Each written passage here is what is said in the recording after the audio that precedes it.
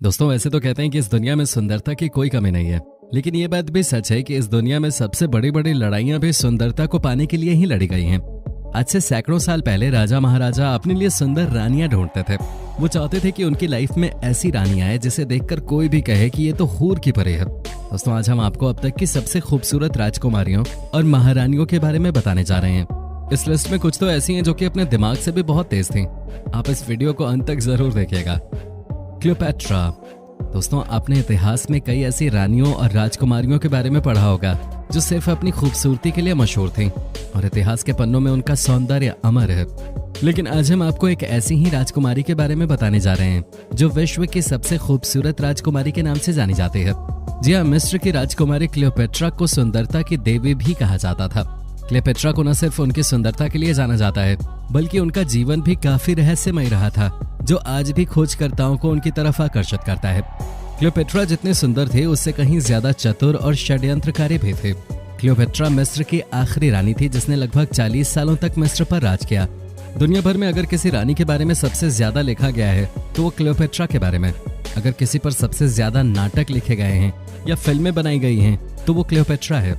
Cleopatra वो औरत थी जिसकी माँ के बारे में कोई नहीं जानता। अंदाजा लगाने वाले कहते हैं कि क्लियोपेट्रा की माँ शायद उसके पिता की कोई पटरानी रही होगी, यानी एक ऐसी औरत जिसका कोई नाम भी याद न रखना चाहे। कहते हैं क्लियोपेट्रा की खूबसूरती की तुलना नहीं की जा सकते थे। वो जब बात करती तो लोग सम्मोहित हो जाते। वो देख भर लेगी तो पुरुष वासना से भर उठते। लेकिन इन सबसे ऊपर, बहुत ऊपर, क्लियोपेट्रा एक फिरौन थी, एक रानी, एक चालाक कूटनीतिज्ञ जिसे 9 भाषाएं आती थी और गणित में अच्छों को मात दे सकते थे। दोस्तों, आपको बता दूं कि पिता की मृत्यु के बाद 14 वर्ष की आयु में क्लियोपेट्रा और उसके भाई टोलेमी दियोनेसिस को संयुक्त रूप से राज्य प्राप्त हुआ। भाई को राज्य पर क्लियोपेट्रा की सत्ता सहन नहीं हुई और बगावत हो गई। क्लियोपेट्रा को अपनी सत्ता से हाथ धोना पड़ा और सीरिया में शरण लेनी पड़ी, मगर इस राजकुमारी ने साहस नहीं छोड़ा। रोम के शासक जूलियस सीजर को अपने मोह में फंसाकर क्लियोपेट्रा ने मिस्र पर हमला करवाया और सीजर ने टोलेमी को मारकर क्लियोपेट्रा को मिस्र के राज सिंहासन पर बैठा दिया। क्लियोपेट्रा की मौत से भी एक खास रहस्य जुड़ा हुआ है।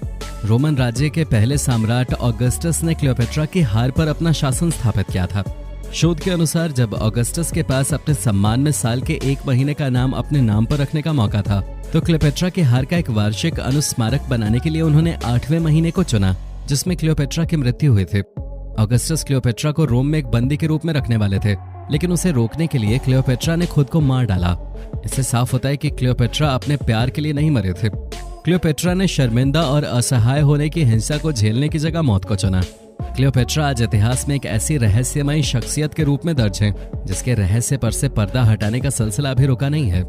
कहते हैं कि क्लियोपेट्रा को कई भाषाओं का ज्ञान था और वो एक चतुर नेता थी। यही कारण था कि वो बहुत जल्दी से किसी से भी जुड़कर उसके सारे राज जान लेते थे। इसी के चलते उनका सैकड़ों पुरुषों से संबंध था।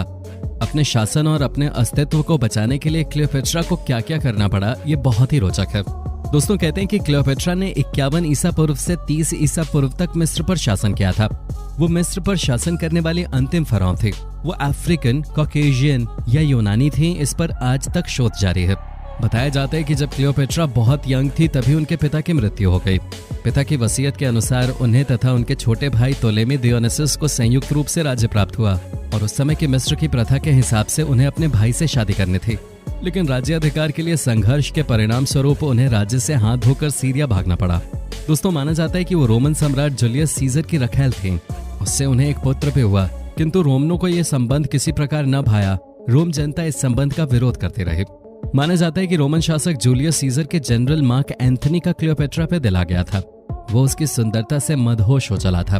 क्लियोपेट्रा को जब ये बात पता चली तो दोनों ने शीत ऋतु एक साथ अलेक्जेंड्रिया में व्यतीत की। कहते हैं एंथनी से उनके 3 बच्चे हुए। दस्तावेजों से पता चलता है कि उन दोनों ने बाद में शादी भी की, हालांकि वो दोनों पहले से ही विवाहित थे। एंथनी के साथ मिलकर उसने मिस्र में अपने संयुक्त रूप से सिक्के भी ढलवाए थे। क्लियोपेट्रा अपने 60 जहाजों के साथ युद्ध स्थल से सिकंदरिया भाग गई। एंथनी भी उसके पीछे पीछे भागकर उससे आ मिला। बाद में ऑक्टेवियन के कहने पे क्लियोपेट्रा ने एंथनी को धोखा दिया। ऑक्टेवियन के कहने पे वो एंथनी की हत्या करने के लिए तैयार हो गई। एंथनी को उसने बहला फुसलाकर साथ साथ मरने के लिए तैयार किया और वो उसे समाधि भवन में ले गई जिसे उसने बनवाया था। वहाँ एंथनी ने इस भ्रम में कि क्लियोपेट्रा आत्महत्या कर चुकी है, अपने जीवन का अंत कर लिया। जर्मनी के एक शोधकर्ता का दावा है कि प्राचीन मिस्र की विख्यात महारानी क्लियोपेट्रा की मौत सर्पदंश से नहीं बल्कि अधिक मात्रा में मादक पदार्थों के सेवन से हुई थी। यूनिवर्सिटी ऑफ ट्राइवर के इतिहासकार और प्रोफेसर क्रिस्टोफ शेफर ने अपने आधुनिक शोध में दावा किया कि अफीम और हिमलॉक के मिश्रण के सेवन की वजह से उनकी मौत हुई थी। क्लियोपेट्रा का निधन अगस्त 30 ईसा पूर्व में हुआ था और हमेशा से यही समझा जाता रहा है कि उनकी मौत कोबरा सांप के काटने से हुई थी। जूलियस सीजर की मौत के 14 साल बाद और मार्क एंथनी के आत्मघात के ताजा तरीन जख्म के बाद क्लियोपेट्रा ने जाना कि ऑक्टेवियन की फौजें अलेक्जेंड्रिया में प्रवेश कर चुकी हैं और सर्वनाश समीप है, तो उसने ऑक्टेवियन के नाम एक संदेश भिजवाया। उसने कहा, मैं मार्क एंथनी के साथ ही अपनी आखिरी नींद सोना चाहती हूँ। संदेश मिलते ही ऑक्टेवियन के सैनिक दौड़ पड़े, लेकिन तब तक देर हो चुके थे। 30 अगस्त 30 ईसा पूर्व क्लियोपेट्रा ने दूध से स्नान किया, सोने के आभूषण पहने, अपनी पेटिका से इजिप्शियन कोबरा निकाला और उसके साथ खेलते हुए उसे अपनी देह पे अपने दांत कड़ाने दिए। जब तक रोमन सैनिक पहुंचे तब तक क्लियोपेट्रा की मौत हो चुके थे। उसकी अनुचारिका कार्मियन से पूछा जाता है कि क्या ये उन्होंने खुद किया, जिस पे वो जवाब देती है, बिल्कुल, और उन्होंने ये बहुत अच्छे से किया। इतना बोलने के बाद कार्मियन भी गिर पड़ती है। उसने और उसकी साथी एरास ने भी विषपान कर लिया था। दोस्तों, इसमें कितनी सच्चाई है ये किसी को नहीं पता, लेकिन इतिहासकारों का कहना है कि क्लियोपेट्रा बहुत ही रहस्यमयी महारानी थी। रानी पद्मावती। दोस्तों, इनके बारे में क्या ही कहा जाए।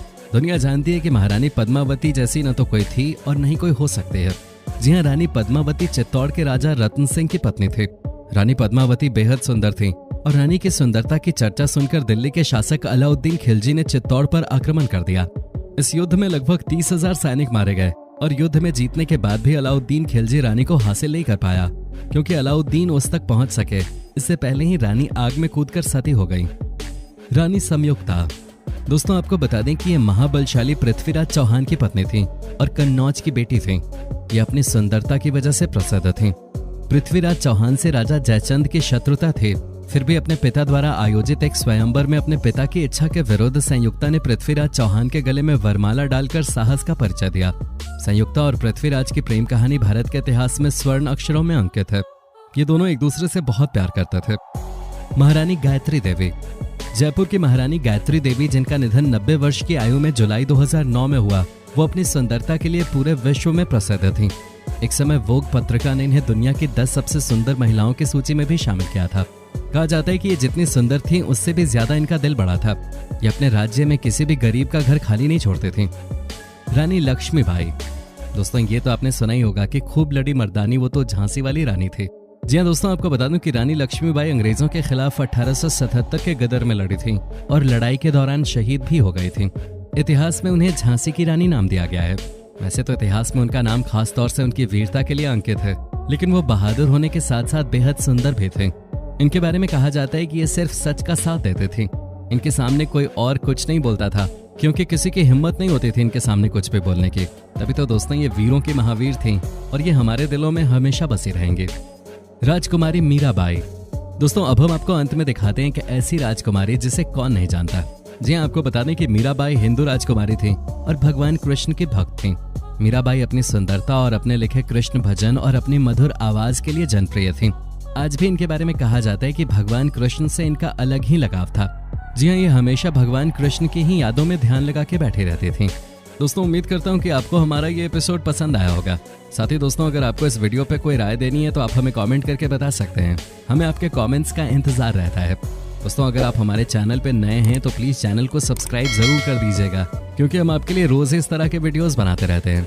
अपना ख्याल रखिएगा। Bye bye.